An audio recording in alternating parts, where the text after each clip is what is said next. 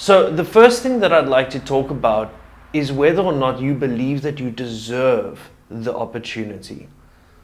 So have you ever been in a situation where someone says to you, I think that you would be incredible at it, and your automatic response is, no, I won't be? It's because there's a part of you that feels like you don't deserve that opportunity. Either you haven't done anything to earn it in your mind, or you're not skilled, or you don't believe that you've got the ability to be able to do it, or you just don't see what that person sees in you. In that way, we need to start talking about what it means to feel this lack of deserving when it comes to the potential in our lives and the possibilities and opportunities that life affords us.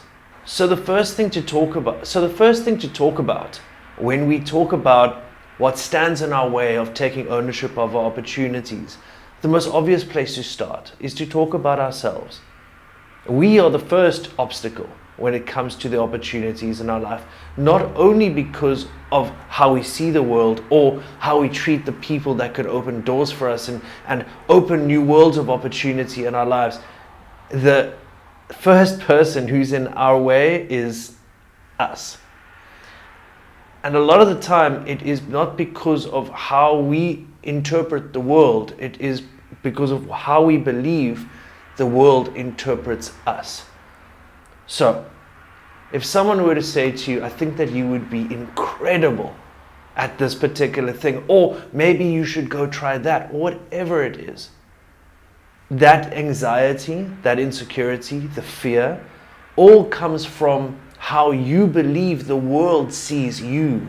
A lot of the time, our insecurity and our anxiety has nothing to do with us. It has everything to do with how we believe the world sees us. It's our story about how we fit in the world and what we're capable of doing and what we're not capable of doing.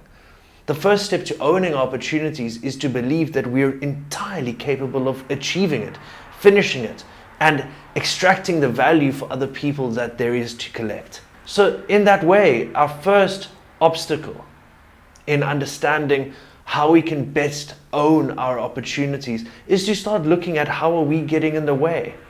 Do we believe that it's ours to have? Do we believe that that opportunity is there for us to take? Or do we believe that we're somehow going to mess it up? Is that the story that we tell ourselves?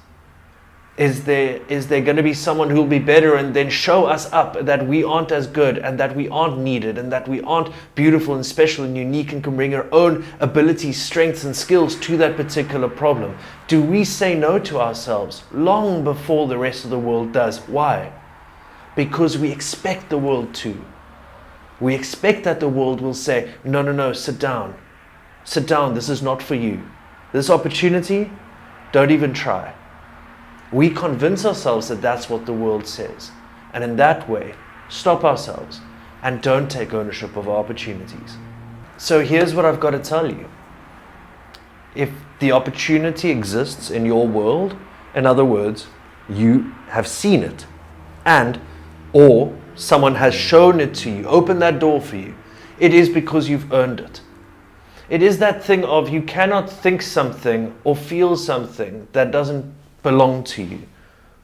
It all comes from us, therefore we've earned it, therefore it's in us. That doesn't mean that if you have an idea that you mustn't go and figure out the best way to achieve that idea.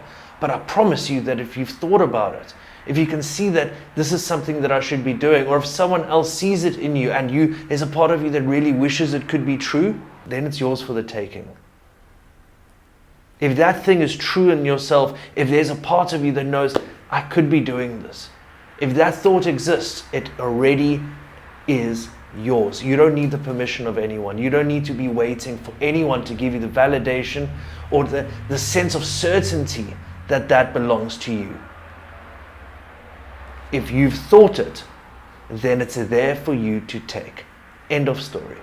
The thing that happens to me is that when I get to a certain position where I've been working and I've been working and I've been working and there was a particular landmark that I was trying to reach, and once I get there, I'm already aiming so further along that there's no point in even celebrating this landmark that I've reached because I'm already ahead in my story. I'm already aiming further.